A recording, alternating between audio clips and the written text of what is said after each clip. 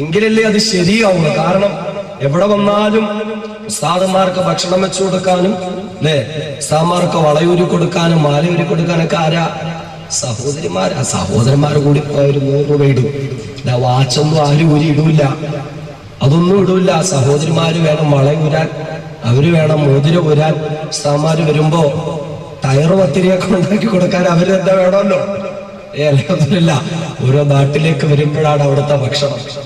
ഞങ്ങളുടെ നാട്ടിൽ ടയറ് പത്തിരി എന്നൊന്നും പറഞ്ഞ ആർക്കും അറിയില്ല.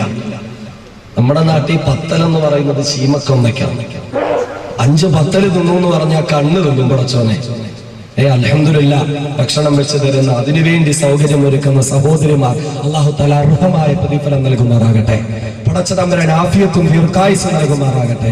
അല്ലാഹു തആല ദീനിനെ സ്നേഹിക്കുവാൻ, അല്ലാഹുവിനെ ഭയപ്പെട്ട് ജീവിക്കാനുള്ള തൗഫീഖ് നൽകുമാറാകട്ടെ. എല്ലാവിധ അപകടങ്ങളിൽ നിന്നും ചതി വലകളിൽ നിന്നും പടച്ച തമ്പുരാൻ കാത്തുരക്ഷിക്കുമാറാകട്ടെ.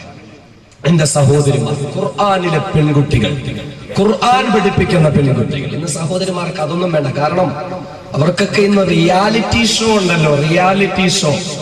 നിങ്ങളുടെ റോൾ മോഡൽ സിനിമാ താരങ്ങളല്ല, നിങ്ങളുടെ റോൾ മോഡൽ കാവ്യമാധവനല്ല, നിങ്ങളുടെ റോൾ മോഡൽ എന്റെ പ്രിയപ്പെട്ടവങ്ങളെ വെറുതെ എന്റെ ഭാര്യയിലൂടെ തട്ടമിട്ടുകൊണ്ട് മലപ്പുറത്തിന്റെ മങ്ങമാർ നാണമില്ലാതെ മത്സരിക്കുന്ന വെറുതെ എന്റെ ഭാര്യയിലെ പെൺകുട്ടികളല്ല.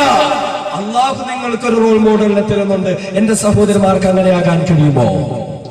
എന്റെ സഹോദരന്മാർക്ക് അങ്ങനെയാകാൻ കഴിയുമോ? ഖുർആൻ പഠിപ്പിച്ച റോൾ മോഡൽ, ഖുർആൻ പഠിപ്പിച്ച റോൾ മോഡൽ. ആ റോൾ മോഡൽ ആരാ? അവര് ദുനിയാവിൽ ഒരു വലിയ രാജകുമാരിയായി. സഹോദരന്മാർക്ക് സന്തോഷമായി. പാവപ്പെട്ടവരെ ഒന്നും പറഞ്ഞില്ലല്ലോ, അൽഹംദുലില്ലാ. ഒരു രാജകുമാരിയായിരുന്നു, രാജകുമാരി. ഒരുപാട് സമ്പത്തിന്റെ അധിപതിയായിരുന്ന ഒരു രാജകുമാരി.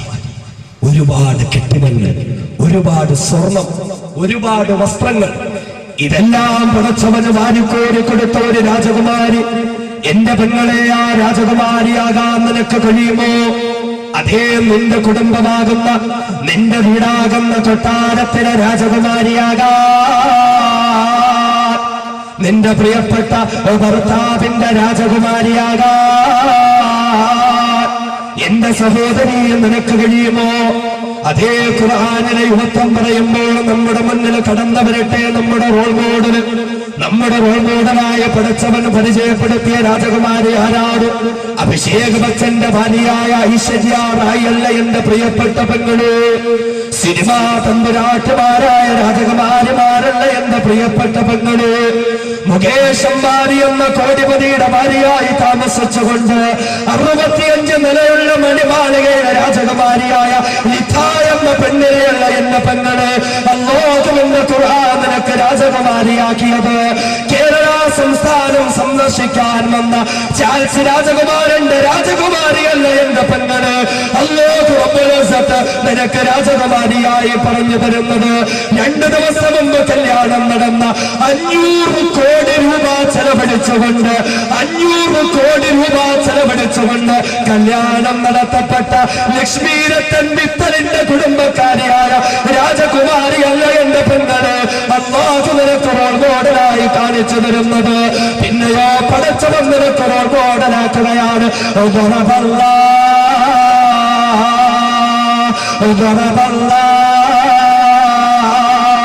അല്ലാഹു റോൾ മോഡലാക്കി തരികയാണ്. ആർക്കും അറിയുമോ? മസലൻ ലല്ലദീന ആമനൂ, സത്യവിശ്വാസികളായ പെണ്ണുങ്ങളുണ്ടോ? അല്ലാഹുവിന് വിശ്വമുള്ള സ്ത്രീജനങ്ങളുണ്ടോ? കൃത്യമായി നിസ്കരിക്കുന്ന സ്ത്രീജനങ്ങളുണ്ടോ? കൃത്യമായി നോമ്പ് പിടിക്കുന്ന സ്ത്രീജനങ്ങളുണ്ടോ?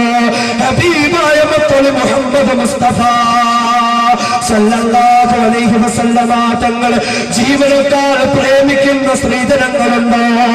എന്റെ പ്രിയപ്പെട്ട പെങ്ങളെ അല്ലാഹു നിനക്ക് റോൾ മോഡലാക്കി തരികയാണ്. ആരെയെന്നറിയുമോ? ഇംറഅത്തു ഫിർഔൻ, ഇംറഅത്തു ഫിർഔൻ.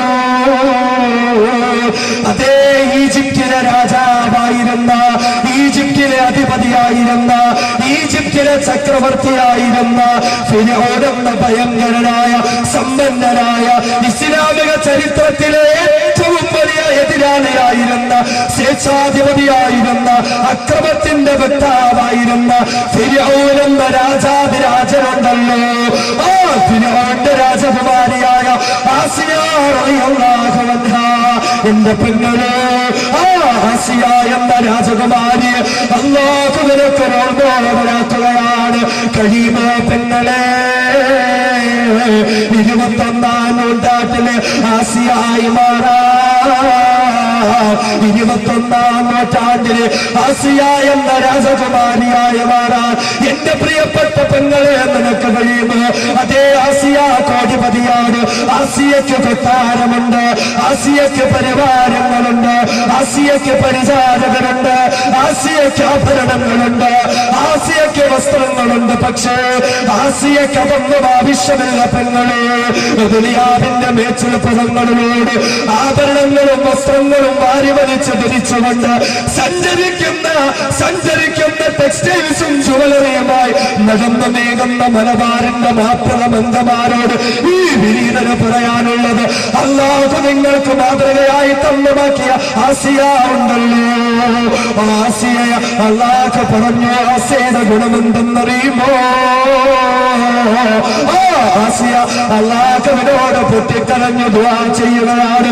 റബ്ബി ബിനിനി ഇൻദക ബൈതൻ ഫിൽ ജന്ന വനജ്നി മിൻ ഫിർഔൻ വഅമലിഹി വനജ്നി മിനൽ ഖൗമിൽ ളാലിമീൻ.